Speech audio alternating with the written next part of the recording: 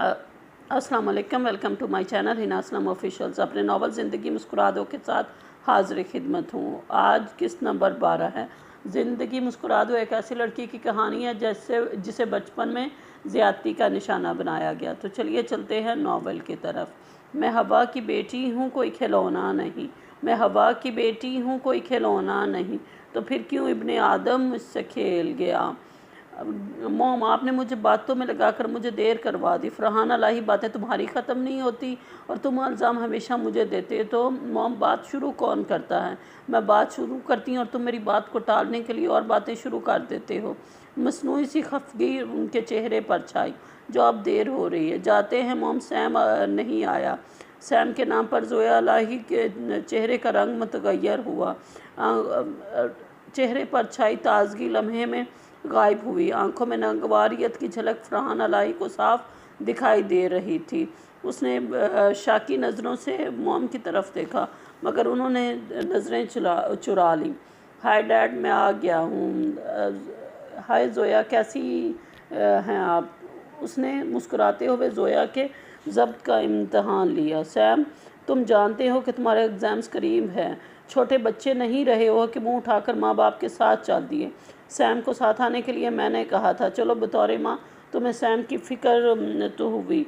वो इसे न जाने शर्मिंदा कर रहे थे या इस पर तंज कर रहे थे। ज़ोया इलाही ने हमेशा की तरह उनकी बात पर खामोशी का सहारा लिया।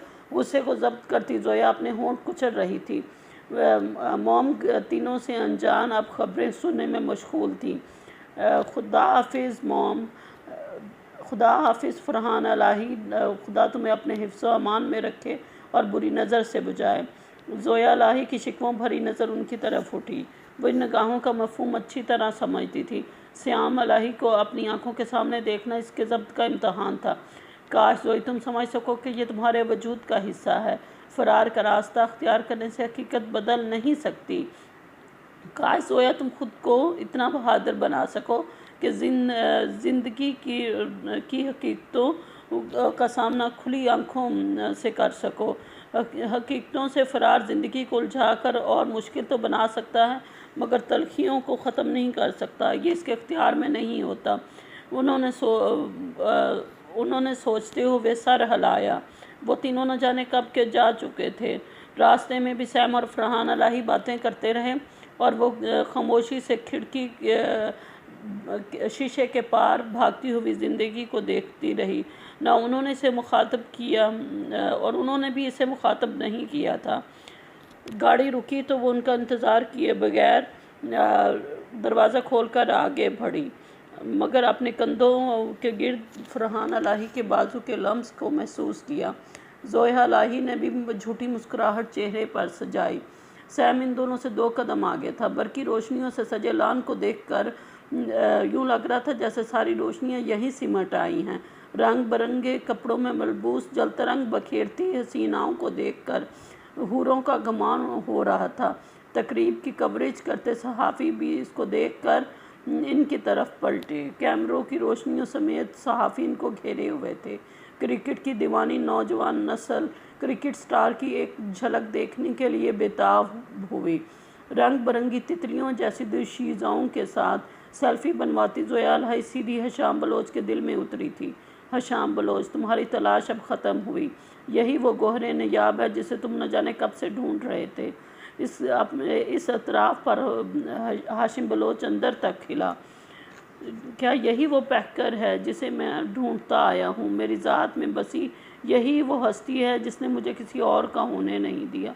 इसकी तलाश में मैं ज़मीन का कोना कोना भटका हूँ। वो खुद से खुद ही सवाल कर रहा था, या वो शायद अपने सवालों के जवाब की तस्दीक चाह रहा था। हाशिम बलोच वो किसी और मर्द के निकाह में है और जवान होते हुए बच्चे की माँ है।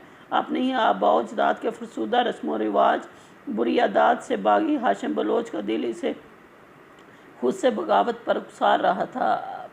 वो भी किसी दूसरे की इज़्ज़त पर शब खून मारने के लिए मौका तलाश रहा है। नहीं, ऐसा बिल्कुल नहीं। मुझ पर आयद इल्ज़ाम गलत है। इश्क तो ख़ुद को फ़ना कर देने का नाम है। अपनी हस्ती को किसी की दूसरे की हस्ती को मिटा देना इश्क के इख्तियार में नहीं होता। عشق جیسا سچا جذبہ ہر ہوس سے مبرہ ہوتا ہے۔ دل کو اپنی آرزو کو سراپا مجسم دیکھنے کی اجازت تو ہونی چاہیے۔ وجود میں پھیلتے ہوئے اندھیروں کو روشنی کی خواہش کرنے کا حق تو ہونا چاہیے۔ بس اس دشمن جاں کی ایک جھلک، اس سے زیادہ کچھ نہیں۔ دل اس کے سامنے گڑ گڑا کر منتوں پر اتر آیا۔ یہ کیسی التجا تھی جسے وہ خود رد نہیں کر سکا تھا۔ اپنی بے بسی پر رونے کو جی چاہا، مگر اتنا بڑا بزنس مین لوگوں کے ہجوم میں کیسے رو سکتا تھا؟ سیکورٹی نے انہیں لوگوں کے ہجوم سے نکال کر ان کی نشستوں تک آنے میں ان کی مدد کی۔ فرحان الہی ہاشم بلوچ کو دیکھ کر اس کی طرف بڑھے۔ ہاشم بلوچ کو بھی اخلاقاً اپنی نشست چھوڑ کر ان کی طرف بڑھنا پڑا۔ کیسی ہیں مسز فرحان الہی؟